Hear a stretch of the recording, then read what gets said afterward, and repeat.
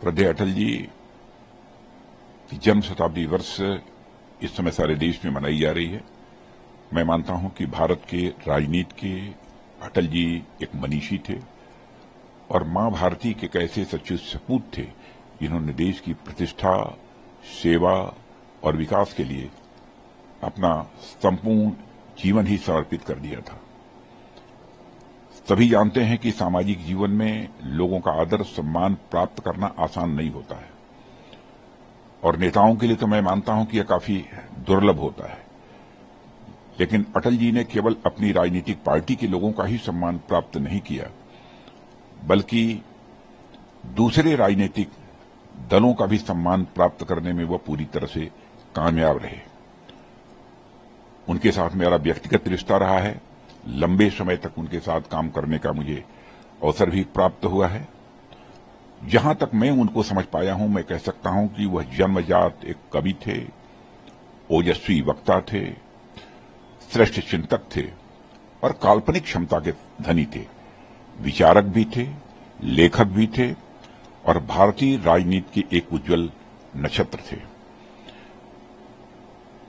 मुझे जानकारी है कि एक बार पंडित जवाहरलाल नेहरू ने जब अटल जी की आयु 33 वर्ष की थी और उनका कश्मीर के मुद्दे पर भारत की संसद में जब भाषण हुआ था, तो भाषण समाप्त होने के बाद उन्होंने कहा था कि यह युवा एक दिन भारत का प्रधानमंत्री बनेगा। और मुझे यह भी जानकारी है कि संभवतः 1960 में जब रशियन प्रेसिडेंट उस समय के मिस्टर निकिता क्रुश्चेव आए हुए थे और लोगों का वो परिचय करा रहे थे जो विभिन्न राजनीतिक पार्टियों के नेता थे, तो परिचय कराते हुए अटल जी के बारे में उन्होंने कहा था कि यह नौजवान एक दिन भारत का प्रधानमंत्री बन सकता है।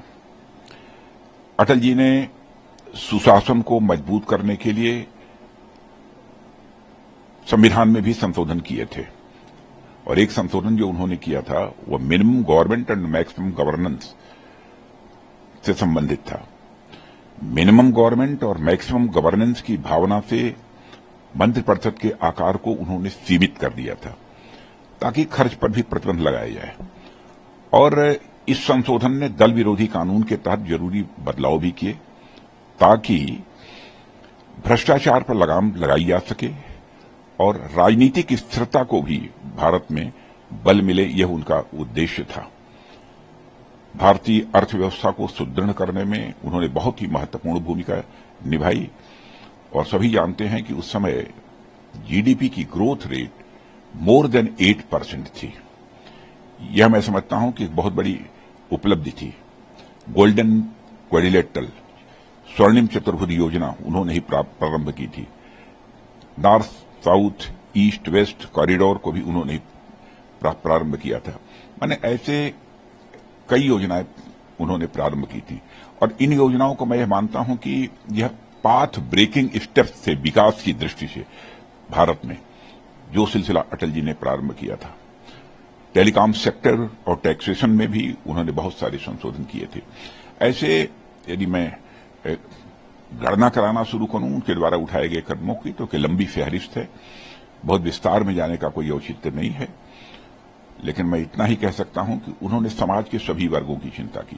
जैसे मैं यहां उल्लेख करना चाहूंगा कि एससी, एसटी, ओबीसी की जो लड़कियां होती हैं उनके लिए सुदूर ग्रामीण क्षेत्रों में भी एक कस्तूरबा गांधी बालिका विद्यालय भी उन्होंने प्रारंभ किया था। उसका परिणाम यह हुआ कि इस स्कीम के लॉन्च होने के बाद 4 वर्ष के अंदर ही स्कूल के बाहर रहने वालों की बच्चों की संख्या में 60% की 60% की गिरावट आई थी। यानी हमारे श्रद्धेय अटल बिहारी वाजपेयी ने गवर्नमेंट पे रहते हुए कई महत्वपूर्ण कदम उठाए जो कि भारत की अर्थव्यवस्था के लिए मैं कह सकता हूं कि वो माइलस्टोन है। अब जो भी इस धरती पर आया है उसे जाना है, अब हमारे बीच नहीं है और उनकी जन्म शताब्दी वर्ष इस वर्ष मनाई जा रही है और सारे देश भर में पूरे धूमधाम से मनाई जा रही है। और हमारे प्रधानमंत्री मोदी जी ने यह भी फैसला किया 2014 में ही कि जो हमारे श्रद्धेय अटल बिहारी वाजपेयी जी का जन्म दिवस है उसको हम सुशासन दिवस के रूप में मनाएंगे। तो सुशासन दिवस के रूप में भी उनके इस जन्म दिवस को सारे देश भर में मनाया जा रहा है। इस अवसर पर इससे ज्यादा कुछ न कहते हुए मैं उनके प्रति हृदय से श्रद्धा की अभिव्यक्ति करता हूं।